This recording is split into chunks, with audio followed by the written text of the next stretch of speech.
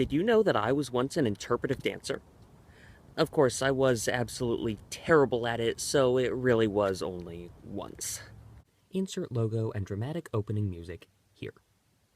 If you've been reading my blog, you'll have seen that recently I've been watching a show called Once Upon a Time. It's a TV show and therefore episodic in nature. I've also recently finished a cartoon called Gravity Falls. It recently aired the finale of the entire show.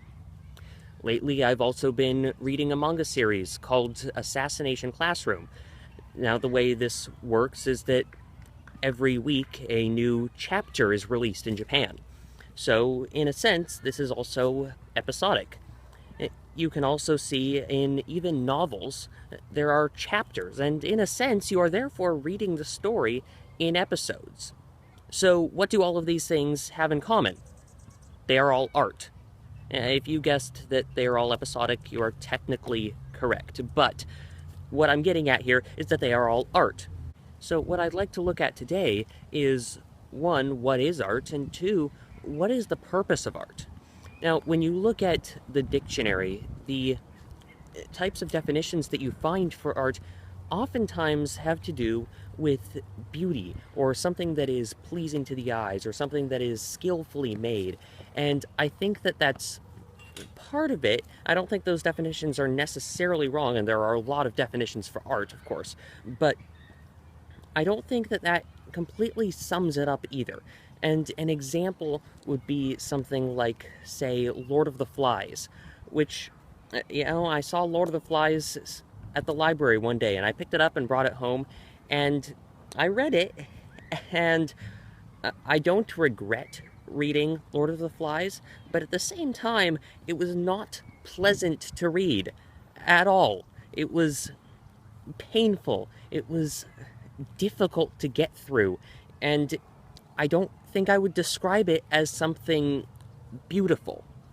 So the idea that art must be beautiful, I don't think that that's necessarily accurate. I think that another example could be found in the Door Within trilogy by Wayne Thomas Batson. In the beginning of the second book, there is a scene with an art class where the teacher has given the students an assignment to kind of determine what level of skill they have. And he wants them to paint or draw a picture with any method they like or whatever. And he wants them to base it off of a picture from some famous artist out of these books that he gives them, or alternatively, to draw something original if they think that they can handle that. And there are two pictures that stand out above the rest of the class. One of the pictures is a painting of 7 fountains. Okay, so this picture is beautiful. He really likes this picture. But the other picture that stands out is very gloomy, and this picture is called Despair. And it's very red, and it's very painful, and it displays prisoners who are in chains being dragged into this dungeon that's glowing red as if they're going to be thrown into a fire. And it's not a pleasant picture to look at. I mean, we don't actually see the picture because it's a book, but the way that the teacher describes it is chilling, it's terrifying. It's not something that would be described necessarily as beautiful, but certainly it was very skillfully done, and it's there for a purpose. So even though it doesn't fit the qualification of beautiful, which is what many definitions of art include, it would still be considered art. So then, is art just something that is skillfully done? I think that's closer, but I don't think that that's quite it either. I think that art can be good and art can be bad. For example, there are a bunch of different forms of art. There are stories, there are pictures, there's interpretive dance, there are movies, and there are YouTube videos.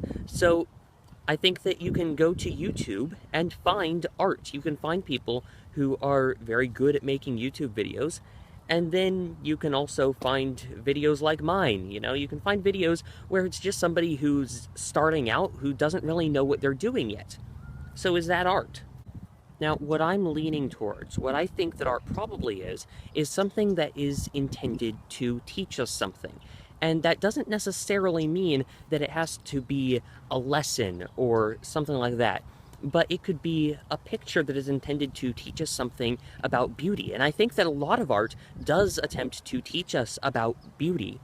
And I think that because of this, art is often considered to be beautiful. And I think that some art can be good at teaching us, and other art can be bad at teaching us. But I think that art is there, in a sense, to show us something about the world, or about life, or about ourselves, or something along those lines, so that we can come away with a better understanding. And there are some people who are good at doing that, and there are other people who are not so good at doing that. And I think that most people are good at doing at least one form, but probably not every form. But keep in mind that each form is different and is good at teaching us different things. For example, it has been said often that a picture is worth 1,000 words. Why is that?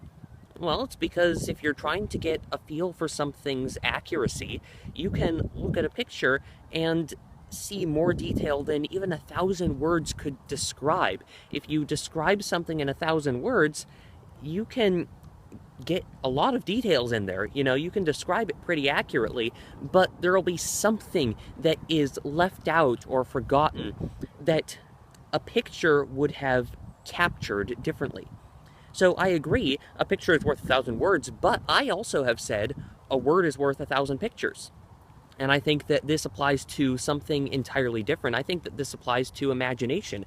If you take a room full of 1,000 people and give them a single word, let's say you say tree, and have them all draw a picture of a tree, you are going to get 1,000 different pictures because everyone is going to imagine something that is slightly different.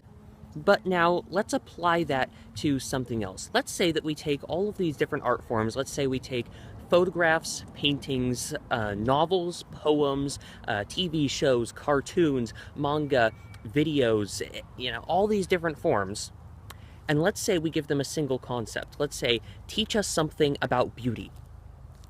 Each of those different styles is going to have a different method. Even if you say the same author, if you take the same author and say, use these different styles to show this concept. And let's assume also that this particular person, this one artist, is a master of all these different forms of art, which I think is a bit far-fetched, but I want to assume that it's someone who is good at all these different forms of art and who has the same style. I want to account for that.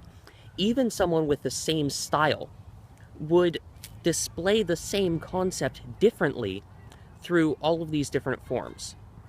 And this is part of why I am against movies being made out of books and books being made out of movies, because the style is so different that you're trying to take the same thing and twist it in a sense, and it doesn't work as well as it would if you just made an entirely different story and took inspiration from that story. If you say, oh, this is a great story, I'm going to take inspiration from that, there's not a problem with that. The problem is trying to twist what was designed for another story.